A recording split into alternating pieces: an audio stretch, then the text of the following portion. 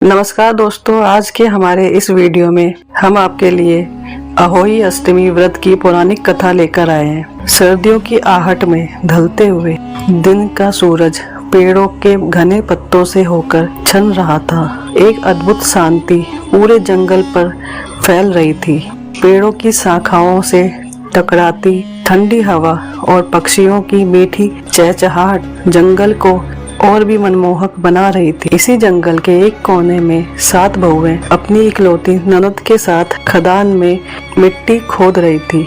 दिवाली करीब थी और मिट्टी के दिए बनाने के लिए वे मिट्टी इकट्ठा कर रही थी। हंसी ठिठोली करते हुए उनका ध्यान मिट्टी के नीचे छिपी हुई चीजों पर नहीं था।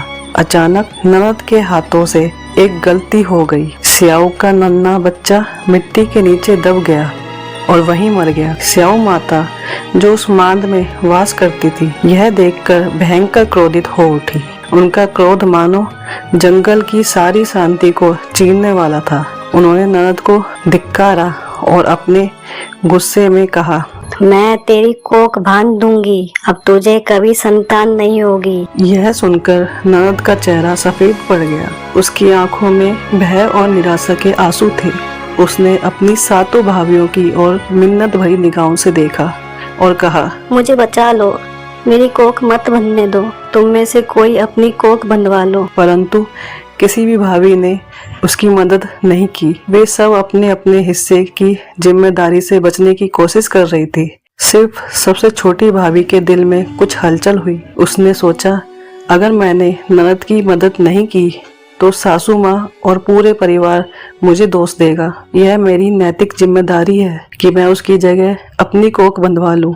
छोटी भाभी के मन में उस क्षण एक गहरी करुणा और कर्तव्य भावना जाग उठी। उसने बिना किसी से कुछ कहे चुपचाप अपनी ननद की जगह अपनी कोख बंधवा ली। उसके बाद से एक अजीब सी त्रासदी उसकी जिंदगी का हिस्सा बन गई। वह गर्भवती तो होती, लेकिन उसका बच्चा 7वें दिन मर जाता। यह सिलसिला हर बार दोहराया जाता। हर बार जब वह अपने बच्चे को जन्म देती, 7 दिनों बाद उसकी गोद उजड़ जाती। छोटी भाभी की पीड़ा का कोई अंत नहीं था। हर बार एक नया दुख और आंसुओं से भरी रातें। वह चुपचाप रोती, अपने आंसुओं को छिपाने की कोशिश करती और अपने तकिए को गीला कर देती।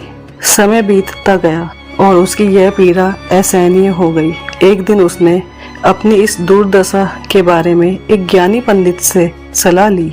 पंडित ने उसकी दुख भरी कहानी सुनी और उसे सलाह दी, स्याऊ माता की बहन सुरई गाय है। अगर तुम उसकी सेवा करोगी तो वह तुम्हारी कोख का बंधन खोल सकती है। यह सुनकर छोटी भाभी की उम्मीद की लौ फिर से जल उठी। अब वह हर रोज सूर्य उगने से पहले जागती और चुपचाप सुरई गाय की सेवा करने लगती। वह गाय के नीचे की जगह को साफ करती, उसके खाने पीने का ध्यान रखती और उसकी हर जरूरत को बिना किसी स्वार्थ के पूरा करती। यह सेवा वह निस्वार्थ भाव से कर रही थी, बिना किसी से कुछ कहे। धीरे धीरे सुरई गाय को समझ में आने लगा कि कोई उसकी सेवा कर रहा है, लेकिन वह यह जान नहीं पा रही थी कि कौन। एक दिन सुरई गाय ने सुबह सुबह उठकर देखा कि साहूकार की बहू उसकी सेवा कर रही है। गाय ने हैरान होकर पूछा, तू मेरी इतनी सेवा क्यों कर रही है? छोटी भाभी ने अपनी सारी व्यथा सुरई गाय के सामने रख दी। उसकी आंखों में आंसू थे और उसकी आवाज में दर्द था। उसने कहा, स्याऊ माता ने मेरी कोख बांध दी है, अब सिर्फ आप ही मेरी मदद कर सकते हो। सुरई गाय का दिल भर आया। उसने सहानुभूति से कहा, चल मैं तुझे अपनी बहन स्याऊ माता के पास ले चलती हूँ, वह जरूर तेरी कोख खोल देंगी। अब दोनों सुरई गाय और साहूकार की बहू कठिन और लंबी यात्रा पर निकल पड़ी। उन्होंने 7 समुद्रों को पार किया, उबड़ खाबड़ रास्तों से गुजरी और अनगिनत बाधाओं का सामना किया। सफर के दौरान थककर वे एक पेड़ के नीचे आराम करने लगी। उसी वक्त एक सांप आकर उस पेड़ पर बसे हुए गुरूर पक्षी के बच्चे को डसने लगा। साहूकार की बहू ने तुरंत सांप को मारकर उस बच्चे की जान बचा ली। थोड़ी देर बाद गुरूर पक्षी जब वापस आई और खून देखा तो वह गुस्से से साहूकार की बहू पर टूट पड़ी।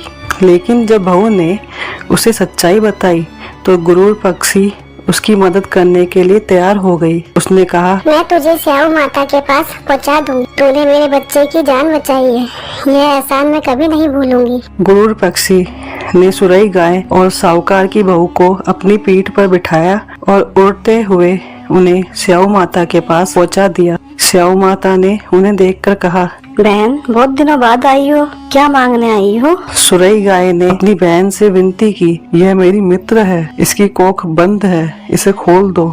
स्याऊ माता ने साहूकार की बहू को गौर से देखा और फिर सुरई की ओर देखा। अच्छा, तेरे कहने पर ही इसका भला करूंगी। उन्होंने कहा।